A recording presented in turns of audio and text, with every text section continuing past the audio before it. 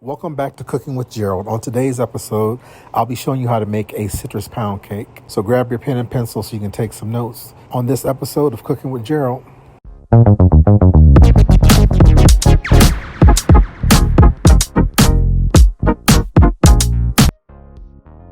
So to get started, guys, let's go over the ingredients. You're going to need limes, an orange, and lemons, 2 lemons. You're going to need 5 eggs, vanilla extract, baking powder, salt, a cup of butter and a half cup of shortening, and a juicer, 3 cups of flour, and 3 cups of sugar. So to get started, what I'm going to do is zest my citrus fruits, the orange, lemon, and the limes, and then also extract the juice from out of them. And this is another way to make sure that your lemons or any citrus is juicy, is by rolling them on the counter after you've washed all of them. What this does is it loosens up the membrane inside and it makes it more juicy. And it also kind of wakes up the oils on the outside of the fruit. See, there's some oil right there. You can also put it in the microwave for, I believe, 30 seconds, and that will help too. But I always do it this way. And then you can use the hand juicer, which is what I normally use. But in this instance, I wanted to go ahead and use just a regular old-fashioned juicer so that I can get all the juice out of there that I could. Now I'm ready to go ahead and zest. When you're zesting, you want to be careful because you don't want any of the white pith. You just want the skin. If you get the white pith, it's going to be bitter. And the thing I love about this zester is I can actually zest it, and as you can see on the top, it catches everything. That makes a big difference because you're able to get a lot done and get it done really fast, and you're able to see what you're doing so you're not getting any of that white pith. All right, so you can pretty much see that I'm done with the lemon. And I'm going to go ahead and start with my limes. Now this is just a regular lime. You can get key limes. They're actually really small, about the size of a nickel to a size of a quarter. Real small. They have more of a sweeter taste to them. All right, as you can see, it's getting that lime really good without getting any pith in there. Now on to the orange.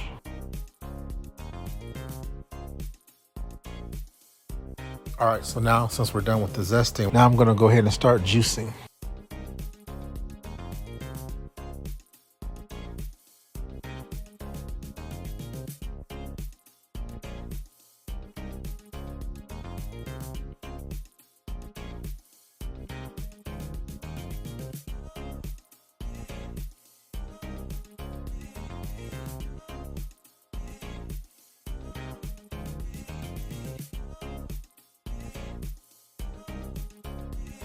So I'm going to go ahead and start making the cake. And the first thing I'm going to do is put my sugar in there, 3 cups. However, with this recipe, this is a pound cake, so you can adjust the sugar too. If you don't want to put all 3 cups in there, you don't have to. Usually on a regular layer cake, it's about 1.5 cups to 2 cups, depending on what kind of cake it is. But also with those, you're putting icing on them. So it balances out so that the actual cake itself is not too sweet. All right, so I got my butter down in there, my shortening. I'm gonna go ahead and mix that up first. I thought I was doing my sugar first, but I guess I wasn't. As y'all can tell, this is a voiceover. I want to try something different. Oh, also with the shortening, I used to buy high ratio shortening, and you can only purchase that at a baking supply store. And there's a shortening at Walmart. They sell 2 different kinds. They sell a vegetable shortening, and then they sell just a regular shortening. The regular shortening is what I actually buy, and that's what I use to put into my cakes, because it's not that shortening and then the high ratio shortening. Both of them are shortenings that are not real greasy tasting, and it makes the cake so light and fluffy. Doing a 1.5 cups of butter versus a cup of butter and a half of cup of shortening makes a big difference, because if it's all butter, the cake is going to be a lot heavier and more dense. This is going to be a lot fluffier, a lot lighter when you're doing the 2-to-1 ratio.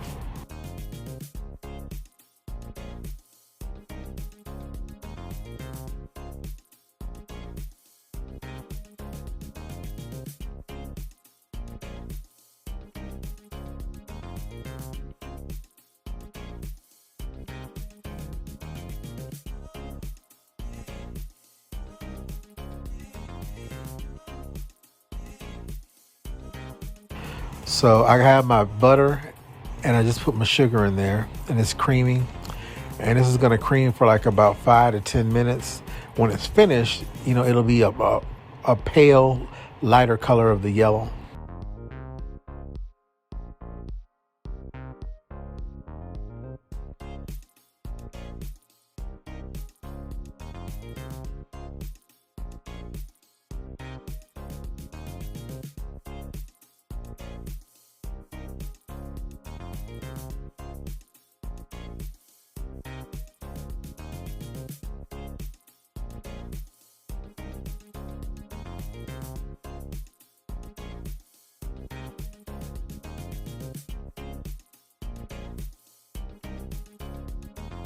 While I'm waiting for that, I'm gonna go ahead and sift my dry ingredients, which is 3 cups of flour, a teaspoon of baking powder, and a teaspoon of salt.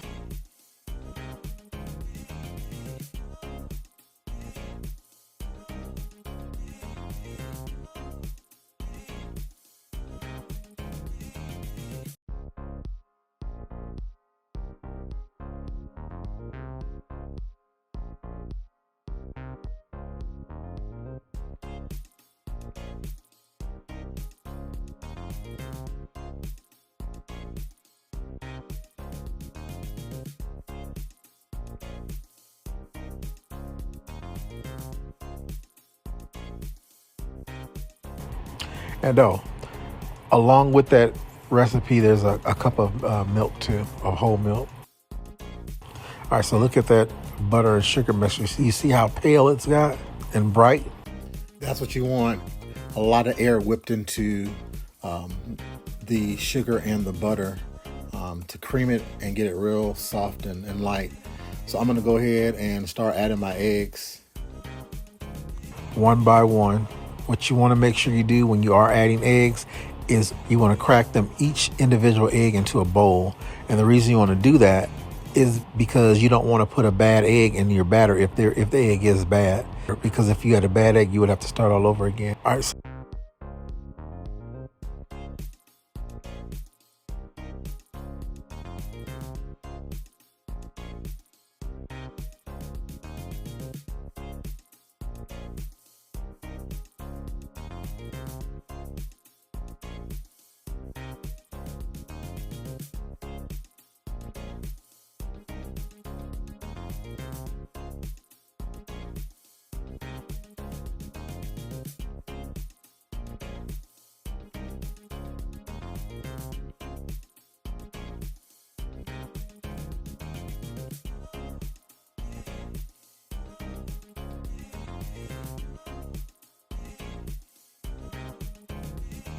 So now that this has the eggs incorporated, I'm going to go ahead and add the zest. And you want to add that, if you do it the way I just did, add it last.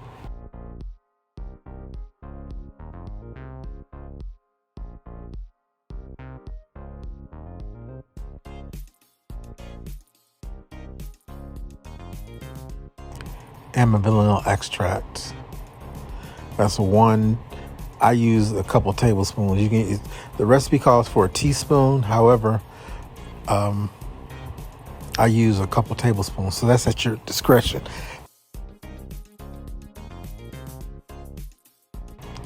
You guys saw the beater. I just scraped that zest off there.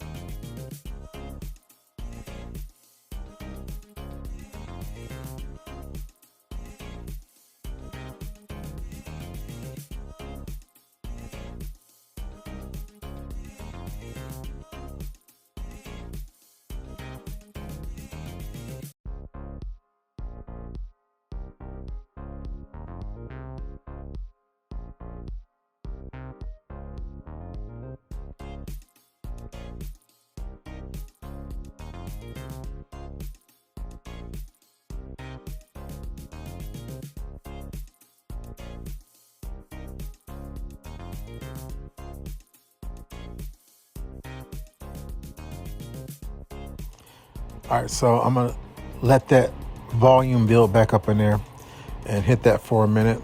And then I'm gonna add the juices in there.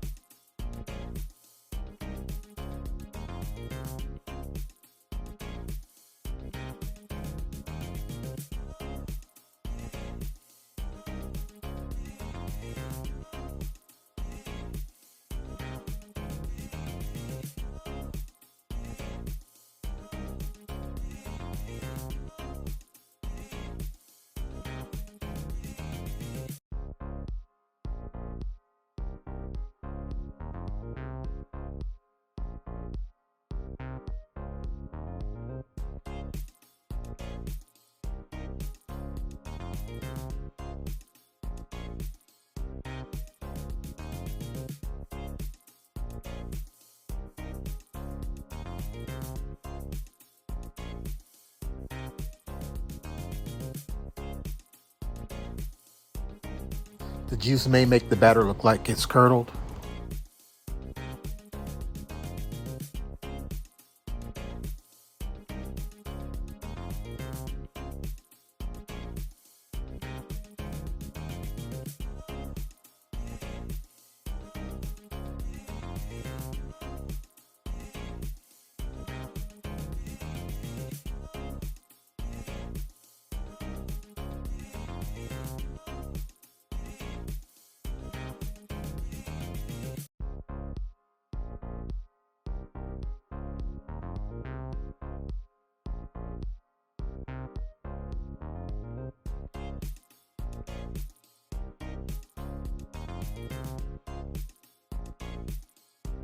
That's okay, because once you add the flour in there, it won't be that way anymore. And the reason it's doing that is because the citrus has acid in it. And that was, I believe, a quarter cup of the three juices mixed together.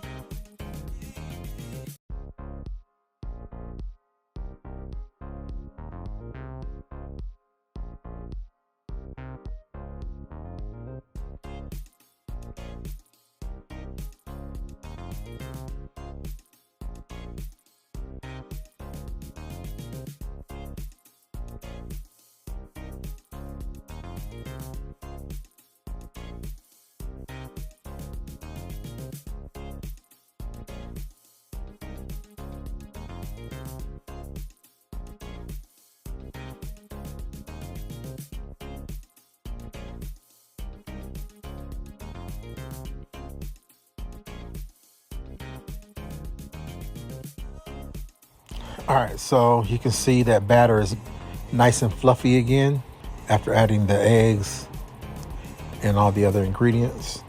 So I'm gonna scrape the scraper down some, and I'm gonna start alternating with my flour mixture and my milk. All right, so now I'm gonna go ahead and combine the wet ingredients with the dry ingredients, and you want to do this in increments of 3. You want to start with the dry ingredients and make sure you end with the dry ingredients. And this is the part that's very crucial, because you're adding the flour to it, and you don't want it to build up a lot of gluten by over mixing it. And then also when you're doing your flour, the same thing. The best thing that you can do for yourself is buy you a scale.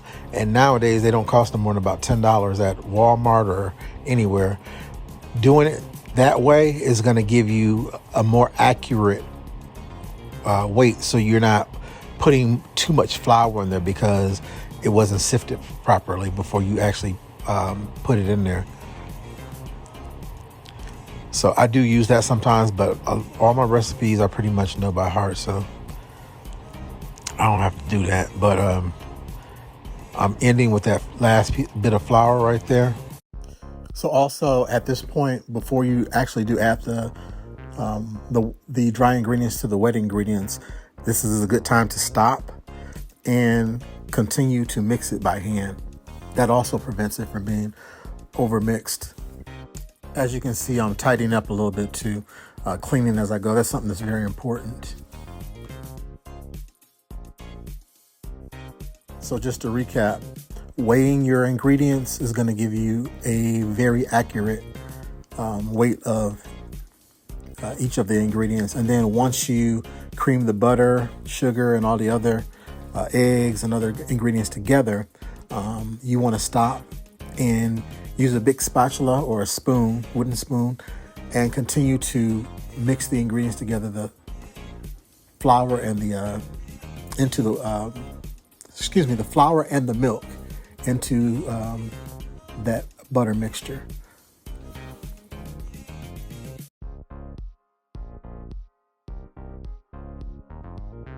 So now that I have the batter pretty much done, I'm going to go ahead and finish it by hand because I don't want to, like I said, I don't want to develop any gluten, which will make your cake dry and tough, pretty much kind of like bread. And when I do that, what I'm going to do is fold it. I'm not stirring it, I'm folding it and making sure that I'm going around the sides and down at the very bottom. Regardless if you have one of those scrapers on your beater or on your paddle, you still want to get down up in there, because a lot of times you have a lot of cake batter at the very bottom that's not mixed in, and it'll look like it's curdled. And all you got to do is just stir it in, and that's it.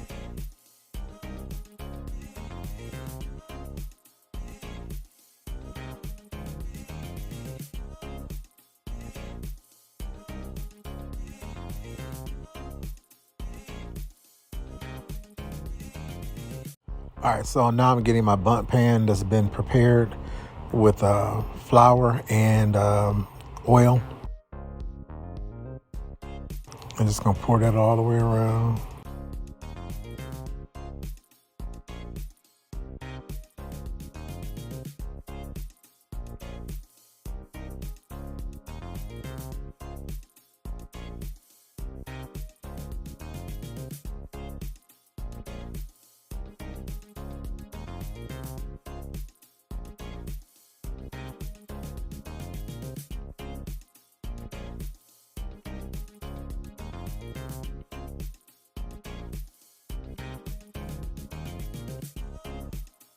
All right, so I'm done with that.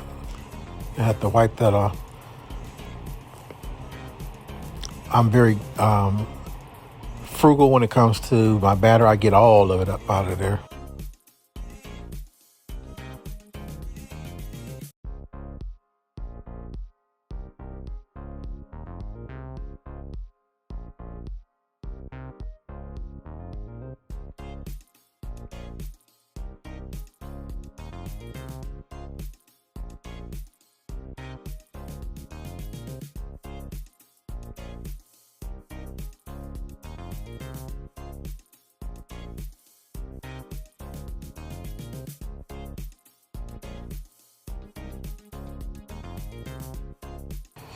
And the oven has been preheated on 325 minutes, and I'm going to put it in there for 70 minutes.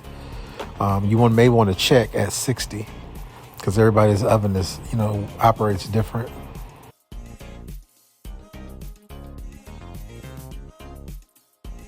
You want to put that on that middle rack and close the door, and don't open it up for at least 1 hour minimum. All right, so my cake is out of the oven. What I normally do is sit it on a wire rack in the pan for 20 minutes, and then I come flip it out onto a cake board. This is the anniversary bundt pan that I think that I was talking about in another video. I think I paid like $40 for this pan. I have 2 of them. And when I tell you these are really good pans because they're cast iron bundt pans, and on top of that they're large. They're not like the regular ones you buy up in Walmart somewhere. They're actually large to hold about 16 cups. All right, so I have my juices mixed together, and what I'm gonna do now is add the confection sugar. And you can make this how thick or how loose you want it. I like a thicker glaze, not real thick, where it doesn't run down the cake, but I like it thicker. I don't like the real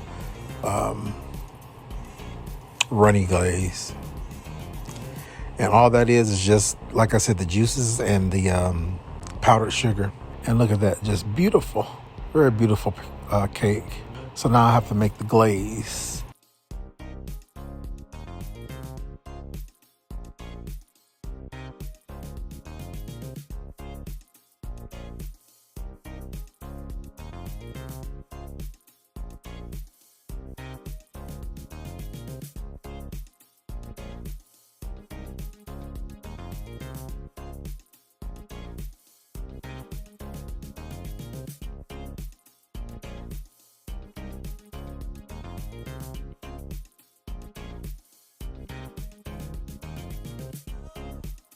So I'm almost at the consistency I want.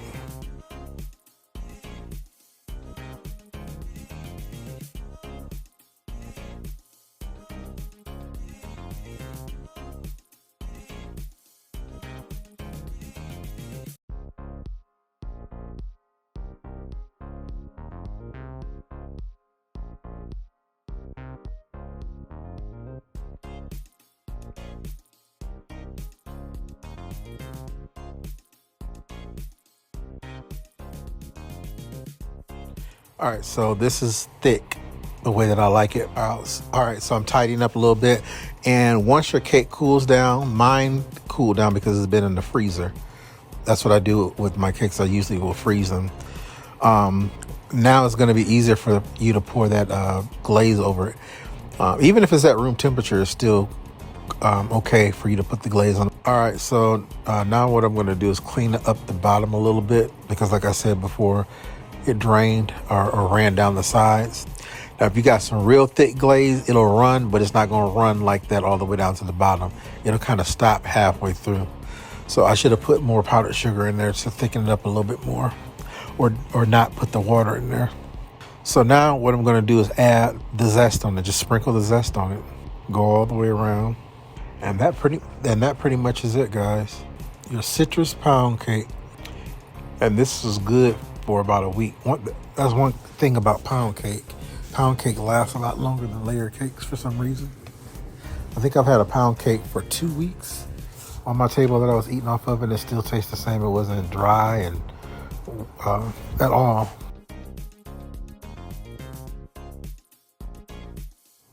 Hey, I'd like to thank you for stopping by, and I do hope that you did enjoy this video tutorial. Please do me a favor and like this video. Please share it, as well as leave me some comments down below. And don't forget to click that notification bell at the top right hand corner of the screen after you do subscribe to the channel so that you're notified each time that I do upload a new video. Until next time, take care.